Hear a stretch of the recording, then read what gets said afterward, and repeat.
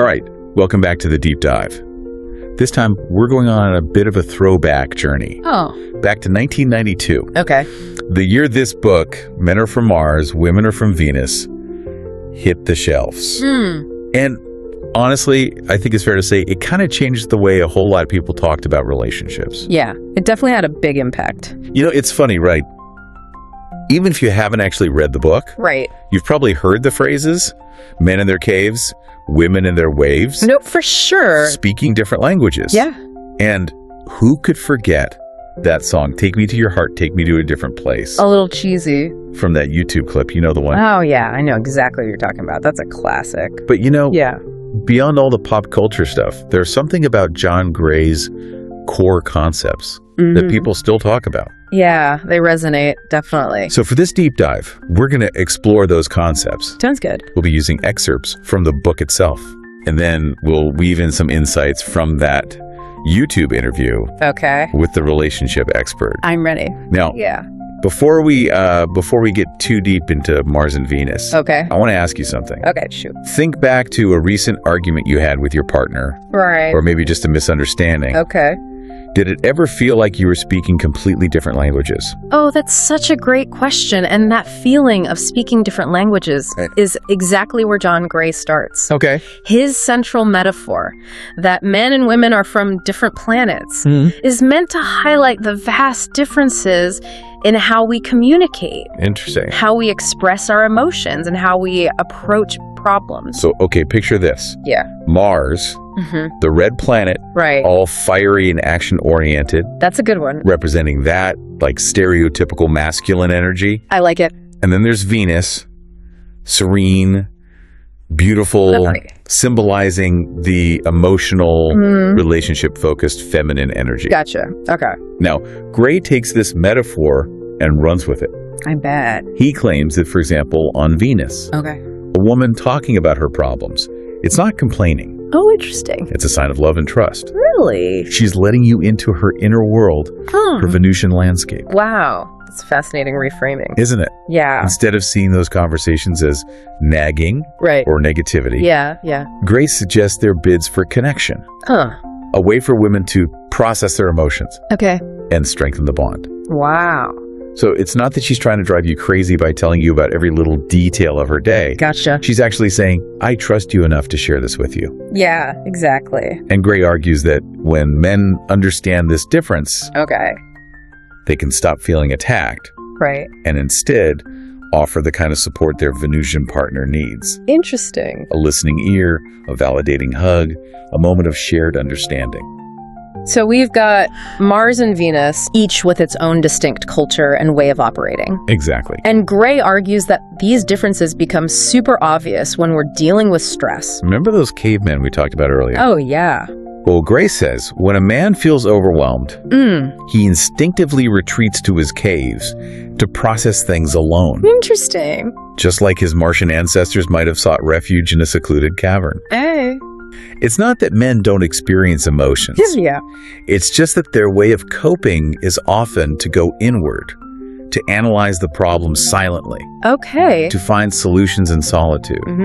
Think of it like a Martian spaceship Okay. needing to dock and recharge Yeah. before embarking on its next mission. I get it. Meanwhile, Okay. back on Venus, All right. women are writing in emotional ways and talking through their feelings. Okay. It helps them navigate those choppy waters Yes. they need to express to connect, Yeah. to find solace in shared experience. Right. Gray actually uses the analogy of a well.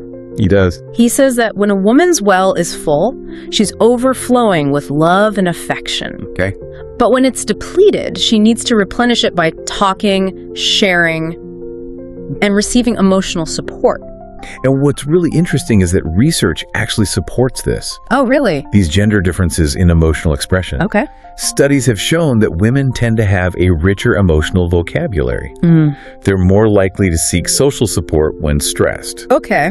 while men are more likely to withdraw and focus on problem solving. So it's not that one way is right or wrong. Right. It's just that we're wired differently. Yeah, and recognizing those differences can save us a whole lot of heartache and misunderstanding. Absolutely. And this leads us to one of the most crucial aspects of the Mars-Venus dynamic, communication. Because let's be honest. Okay. Sometimes it feels like men and women are literally speaking different languages. Yeah, totally. Remember that phrase dictionary you mentioned? Oh, yeah. Gray provides a whole list of common Martian and Venusian phrases. Right. And their translations, Cool. for example. Yeah. When a woman says, we never go out anymore, what she's really saying is, Okay. I need more quality time with you. Okay. I want to feel connected and prioritized. Right. But a Martian might hear that as a criticism, Oh, I see. a complaint that he's not doing enough. Interesting. And this is where those miscommunications and arguments can arise. Exactly. Men tend to be more literal in their communication, Okay. focusing on solutions and practicalities. Right. While women often use indirect language, expressing their needs and feelings through hints, suggestions, Gotcha. and emotional cues. It's like that classic example Gray uses. Which one? A man comes home from a long day, All right. plops down on the couch and starts flipping through the channels. Oh, yeah. His partner, meanwhile, is having a rough day Okay. and just wants to vent. From his Martian perspective, he's giving her space, Yeah. letting her decompress. But from her Venusian perspective, he's being completely insensitive, ignoring her emotional needs. And this is where things get really tricky. It is. Because if that need for emotional validation isn't met, it can lead to resentment, frustration, Right. and a whole lot of unspoken tension in the relationship. Absolutely. And that's why Gray emphasizes the importance of learning to speak each other's love language. I like that.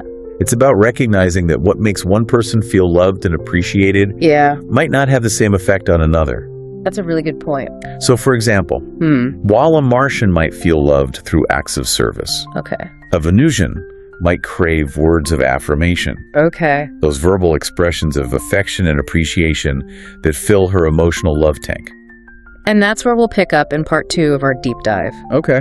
We'll explore some specific techniques for deciphering those Martian and Venusian messages. Sounds good. For speaking each other's language in a way that fosters understanding, connect. And ultimately, a more loving and fulfilling relationship. Stay tuned. We'll be right back. All right. Looking forward to it. Welcome back. Before the break, we were talking about how men and women, or Martians and Venusians, often struggle to understand each other's communication styles.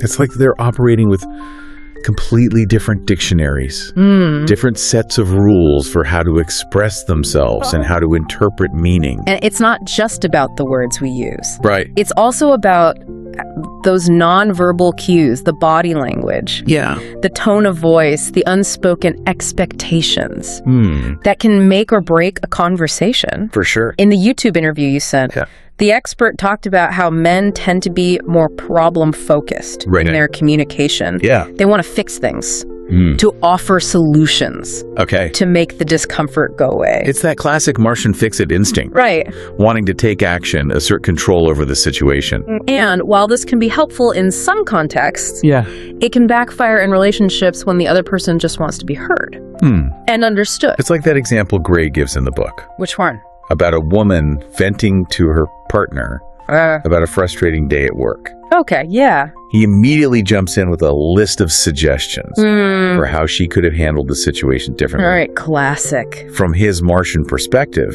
he's being helpful, supportive, offering solutions. Sure. But from her Venusian perspective, he's completely missing the point. Oh, no. She's not looking for advice. Right. She's seeking validation, empathy, a shoulder to cry on. Okay. She wants to feel connected, understood, and loved. Not fixed. And this is where things can get really tricky. They can. Because if that need for emotional validation isn't met, it can lead to resentment. Okay. Frustration. And a whole lot of unspoken tension in the relationship. Absolutely. And that's why Gray emphasizes the importance of learning to speak each other's love language.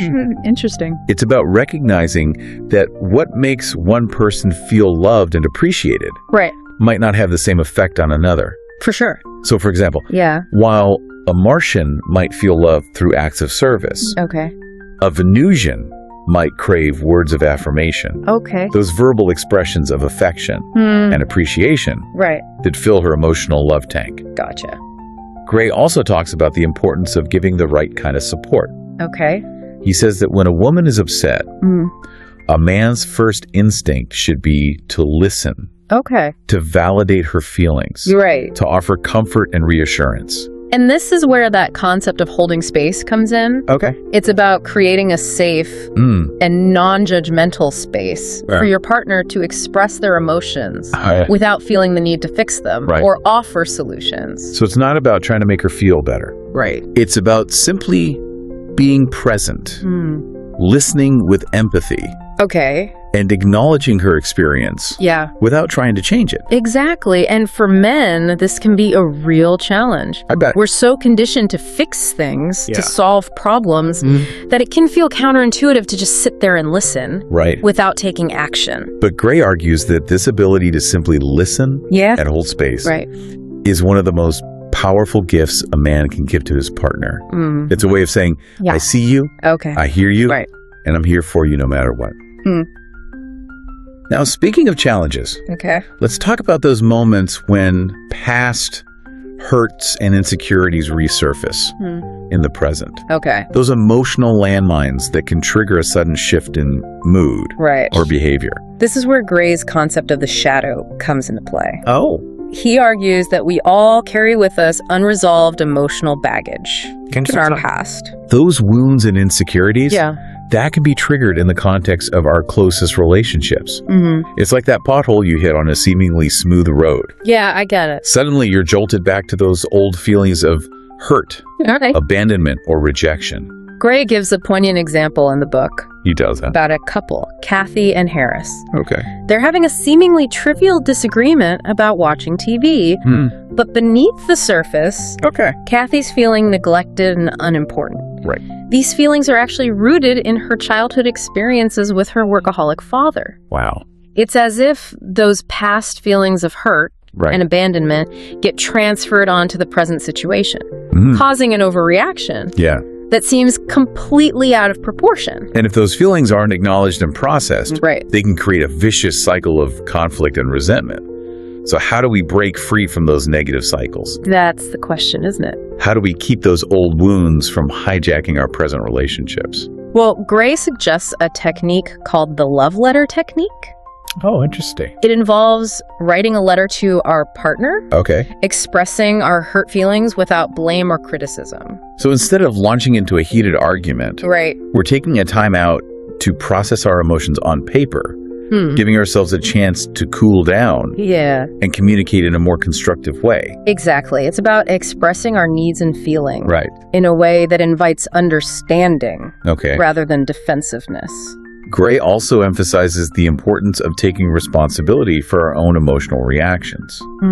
It's not about blaming our partner for how we feel, but rather understanding how our past experiences might be shaping our present perceptions. And this is where that concept of differentiation comes in. It's about recognizing that we are separate individuals with our own unique histories, wounds, and triggers. And while our partner's actions might trigger those old wounds, they are not responsible for healing them. That's our own work to do. So it's not about pointing fingers or playing the blame game. It's about taking ownership of our own emotional baggage. And finding healthy ways to process and release it. Precisely. And this leads us to another crucial aspect of navigating those Martian-Venusian clashes. Understanding and managing anger. Because, let's be honest. Yeah. Even the most loving couples get angry sometimes. Of course. It's a natural human emotion. For sure. But how we express that anger can make all the difference. Absolutely. Gray has some interesting insights on how men and women experience anger differently. He claims that for men, anger is often a way of masking deeper, more vulnerable emotions. Like what? Like hurt or sadness. It's like that Martian volcano we talked about earlier. It's been dormant for centuries, and then suddenly, bam! Eruption of molten lava everywhere. Because men are often less comfortable expressing those vulnerable emotions directly. Their anger can sometimes come across as explosive or overwhelming. For women, on the other hand, anger is often a secondary emotion triggered by unmet needs for caring, understanding, or respect. So it's not that women are angrier. It's just that their anger is often a symptom of a deeper emotional wound. Precisely. And if those underlying needs aren't addressed, that anger can fester and turn into resentment, poisoning the well of the relationship. So how do we navigate those Martian-Venusian anger clashes without blowing each other up? Good question. Gray seems to have a knack for offering practical tips. He does. And I'm all ears for some anger management wisdom. One technique he suggests is for men to practice expressing their anger in a more contained way, perhaps through physical activity or creative expression. Interesting. Rather than unleashing it directly onto their partner. So channeling that Martian warrior energy into a kickboxing class or a furious painting session. Right. Instead of a relationship-ending argument. Exactly. I like it. And for women, Gray recommends focusing on expressing those underlying needs that are driving their anger. Instead of saying, "You're so inconsiderate," they might say, "I feel hurt and disrespected when you don't listen to my concerns." It's about communicating those vulnerable emotions directly, rather than letting them simmer and turn into a full-blown Venusian storm. Exactly. It sounds like a lot of this boils down to self-awareness. Absolutely. Understanding our own triggers, our communication patterns, and our unique ways of experiencing and expressing emotions is crucial for creating healthy and fulfilling relationships. And this self-awareness extends to understanding our needs for both connection and autonomy. That delicate dance of intimacy and independence that Gray describes as the rubber band effect. He uses this metaphor to explain how men and women naturally cycle between needing closeness and needing space. It's like a rubber band that stretches and contracts, maintaining healthy tension that allows for both connection and individuality. So we're not meant to be glued to our partners 24/7, even if we're madly in love. Exactly. Gray suggests that men, in particular, need periods of cave time to recharge their batteries and reconnect with their sense of autonomy. It's like that Martian spaceship needing to detach and explore the outer reaches of the galaxy. Before returning to its Venusian home base. And when men are allowed to fulfill that need for space without feeling pressured or controlled, they inevitably return to the relationship, feeling more refreshed and loving. But this can be tricky for women, right? It can. We've talked about how women crave connection and intimacy. So how do we navigate those times when our partner needs to pull away without freaking out? Gray emphasizes the importance of understanding that a man's need for space is not a rejection of us or a sign that the relationship is in trouble. It's simply a natural part of his masculine rhythm. So instead of clinging tighter, we need to learn to trust that he'll come back on his own. Like a boomerang finding its way home. Precisely. And during those times when he's in his cave, women can focus on nurturing themselves, connecting with their own passions and interests, and replenishing their own emotional well.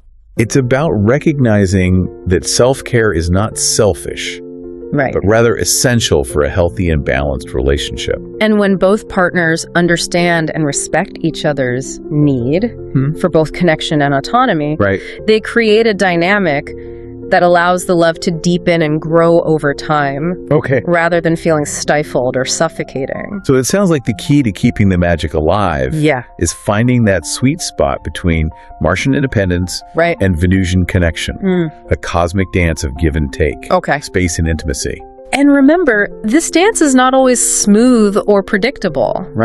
There will be times when we step on each other's toes, stumble, and even fall. But it's in those moments of imperfection that we have the greatest opportunity to learn, grow, and deepen our love for one another. It's like Gray says. What's that? Love is not about finding the perfect person. It's about seeing an imperfect person perfectly. And when we can embrace those imperfections with compassion and understanding, we create a love that transcends the boundaries of Mars and Venus. A love that's truly out of this world. Well, we've covered a lot of ground here. We have. From deciphering those Martian and Venusian messages to navigating those emotional landmines from the past. We've explored a whole range of challenges and solutions for creating stronger, more fulfilling relationships. But before we wrap up our interplanetary exploration, we have one final piece of the puzzle to explore. Those practical tips and techniques that Gray offers for bridging the communication gap and keeping the spark alive, even when those Martian-Venusian differences threaten to pull us apart. That's where we'll pick up in part 3 of our deep dive. Sounds good. We'll delve into those specific strategies for speaking each other's love language, for resolving conflicts constructively, and for creating a relationship that honors both our need for connection and our need for autonomy. So stay with us. We'll be right back. All right, we're back for the final part of our Mars-Venus expedition. The grand finale. And you know what they say? It's all about the landing. That's right.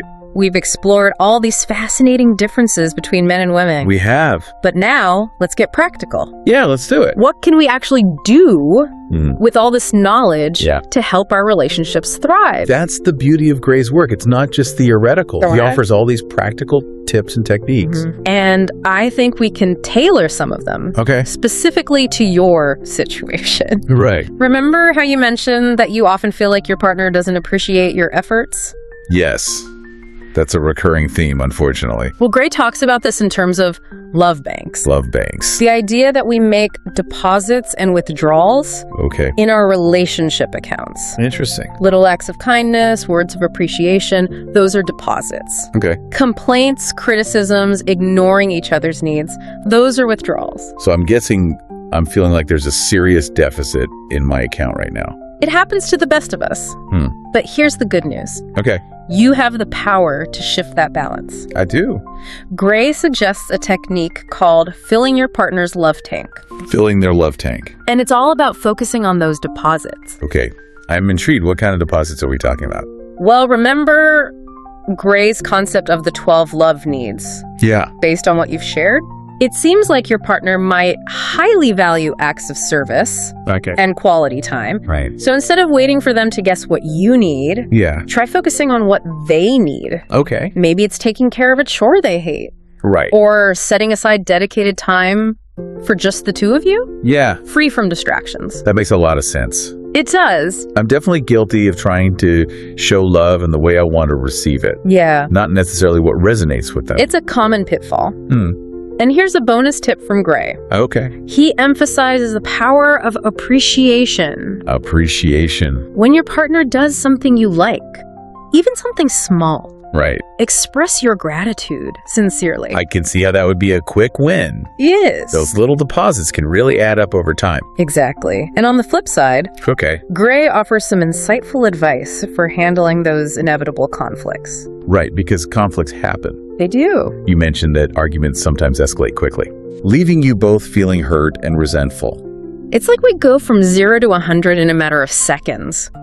Well, remember how we talked about men retreating to their caves and women riding those emotional waves? When those two forces collide, it's no wonder sparks fly. So instead of trying to have a deep conversation when he's halfway into his caves, I should wait until he's emerged and ready to engage. Precisely. Timing is everything. Okay. And on the other side, when you're feeling overwhelmed by those Venusian waves, Gray suggests using I statements to express your feelings without blaming your partner. That's a classic communication tip. It is. But I'm guessing Gray puts his own Mars-Venus spin on it. He does. He suggests phrasing your needs as requests rather than demands. Okay. So instead of saying, you never listen to me, right. try, I would feel so loved if you could just hear me out right now. That subtle shift in language can make a world of difference. It can. It invites collaboration instead of confrontation. Exactly. And remember those timeouts we discussed? Yeah. Gray emphasizes their importance for both Martians and Venusians. When things get heated, agree to take a break. Right. Allow yourselves to cool down. Okay. And come back to the conversation with a clear perspective. It's like hitting the pause button on that emotional roller coaster before it spins completely out of control. And speaking of control, remember how we discussed the different ways men and women experience anger? Yeah. Well, Gray suggests that men can learn to channel that Martian energy in a healthy way, perhaps through physical activity or creative expression. So instead of erupting like a volcano, he could hit the gym or pick up a paintbrush. Exactly. And for women, Gray emphasizes the importance of communicating those underlying needs that are driving the anger. Right. Instead of expressing frustration through criticism. Yeah. Try focusing on what you're longing for. Okay. Connection, validation, support. It's about being vulnerable enough to say, this is what hurts, this is what I need. Right. Instead of letting that anger build up and turn into resentment. Precisely. And ultimately, yeah, it's this willingness to be vulnerable, to show up authentically in our relationships, right, that allows love to truly flourish. Yeah. So it's not about erasing those Martian Venusian differences. Right. It's about learning to navigate them with compassion, understanding, and a healthy dose of humor. I like that. It's about recognizing that even though we come from different planets, we're all just trying to find our way back to love. Beautifully said. And remember, relationships are an ongoing journey, not a destination. There will be bumps along the way, moments of miscommunication, times when those old wounds resurface. But it's in those moments that we have the opportunity to grow, to learn, and to deepen our connection with the people we love. It's been fascinating exploring these concepts. It has. And I have a feeling we've just scratched the surface. Yeah, there's always more to learn. Who knew a book published back in '92 could still hold so many valuable insights for us today? It speaks to the timeless nature of human connection, the enduring quest to understand and bridge those fundamental differences between men and women. Well, on that note, we'll bring our Mars-Venus exploration to a close. I've enjoyed it. I hope you found this deep dive insightful. Me too. And maybe even spark some ideas for bringing a little more Martian-Venusian harmony into your own life. It's all about finding that balance. Until next time, keep those love tanks full. And remember, even though men are from Mars and women are from Venus, we're all in this cosmic dance together. Thanks for joining us on The Deep Dive.